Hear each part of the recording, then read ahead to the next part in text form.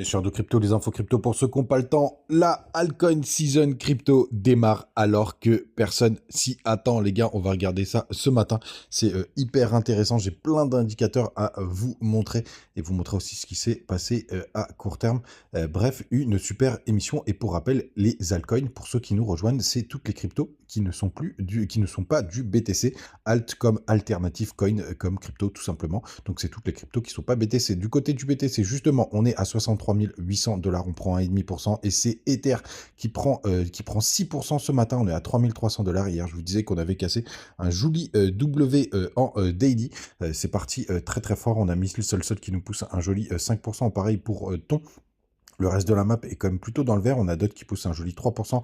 Matic qui se réveille, plus 6%. LTC, lui, qui est à la traîne, qui perd 2,6%. ICP qui prend 4% ce matin. Pareil pour Uni, on a une belle perf du côté d'Ethereum classique, plus 8%. Souvent, quand ETH pump, ETC pump plus fort.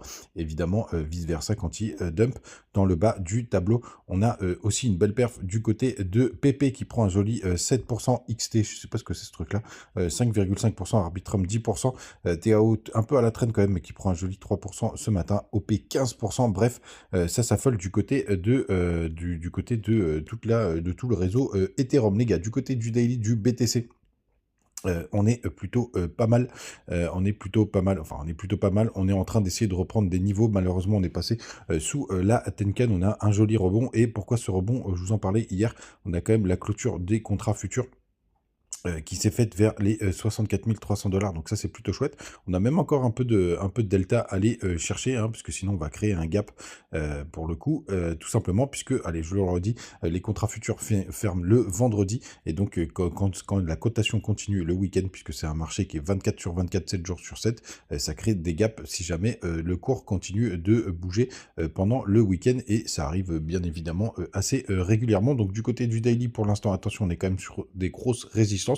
Je n'oublie pas ma target aux alentours des 62 000 $ ou 61 000 si jamais si jamais on descend un peu plus bas, hein. On n'oublie pas aussi les ETF qui démarrent le 30 avril pardon, du côté des marchés asiatiques. Du côté du weekly, on aura notre dernière, enfin pas notre dernière, ça on n'en sait rien, mais on a notre quatrième bougie rouge.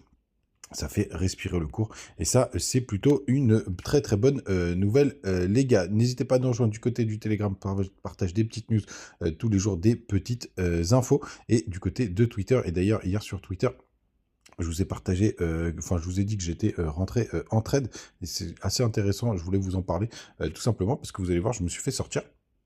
Donc, pour que vous ne pensiez pas que à chaque fois j'arrive à trader et que tout se passe très très bien. Vous voyez, je suis rentré, je me suis fait sortir juste là pour le coup, bien évidemment. Et c'est aussi pour vous rappeler que le plus important, les gars, c'est pas d'avoir raison, c'est d'avoir raison au bon moment. C'est le timing, c'est tout simplement le timing, parce que j'avais raison. Vous voyez, ça a pumpé derrière, mais par contre juste avant, je me suis fait sortir du trade. Donc le plus important, c'est pas d'avoir raison, c'est le timing, tout simplement.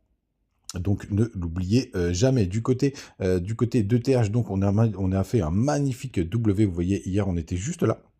Je vous disais, ça y est, qu'on l'avait cassé. Après, je vous cache pas que c'est parti hyper fort. Je m'attendais pas que ça parte aussi fort. Et pour l'instant, on est sous une très très grosse résistance vers les 0,51, qui était une zone de travail pas mal par le passé. Vous voyez juste ici. Elle a été pas mal travaillée en support, et là pour le coup elle est en tant que résistance, donc méfiance les gars. Et si on rajoute le système Ishimoku, vous voyez, on a en plus le bas du nuage, mais c'est plutôt pas mal que notre ami ETH pump. Et on en vient au sujet du jour, au sujet hyper intéressant du jour. Tout simplement, c'est l'alcoin season arrive et personne s'y attend. Et vous le voyez en ce moment, on a quand même pas mal de gens qui commencent à lâcher un peu les marchés. J'arrête pas de vous le dire de ces derniers temps là, c'est hyper chiant de regarder son wallet, on s'ennuie complètement. Et donc ça veut dire là qu'il y a pas mal de capitulation qui se fait. Pour le coup, il y a encore des cryptos qui sont toujours sur leur plus bas du bear market. Et tout simplement, là on voit il y a quand même un petit désintérêt, et le marché aime bien nous surprendre. Et c'est là qu'il arrive à faire des choses. Et on a un moustache.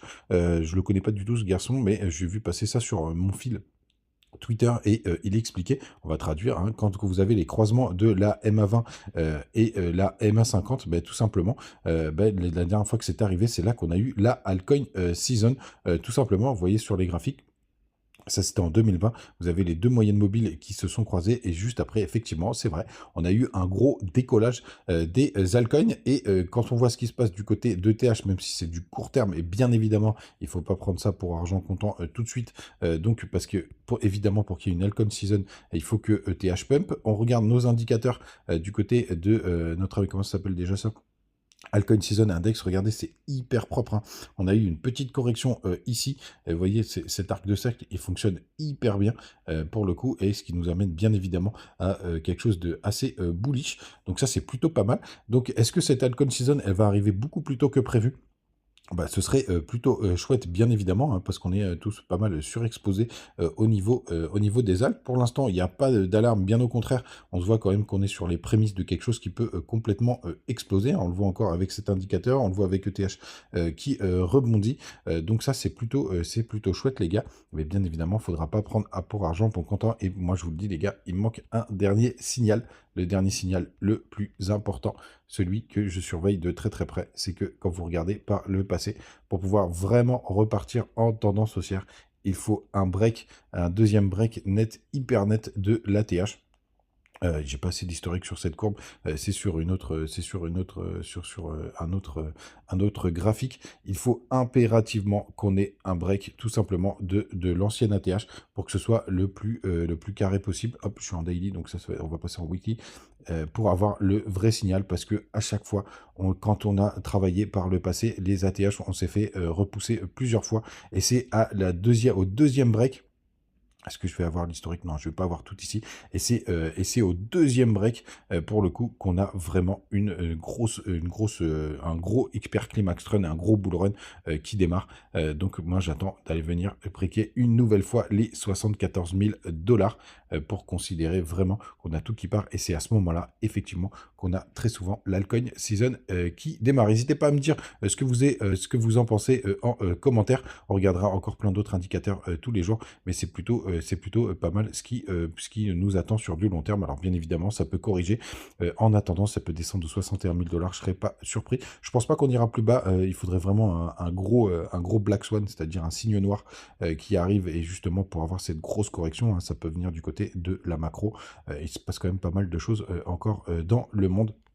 Mais en tout cas, les gars, je considère une nouvelle fois qu'on est au bon endroit, au bon moment. Et j'espère qu'on va manger très très bien sur nos cryptos. N'hésitez pas à utiliser les bonus du côté de BitGet, de Mexe et de BingX en commentaire. Vous avez des petits bonus quand vous voulez vous amuser à faire du trading, entre autres. Et on se retrouve demain. Ciao!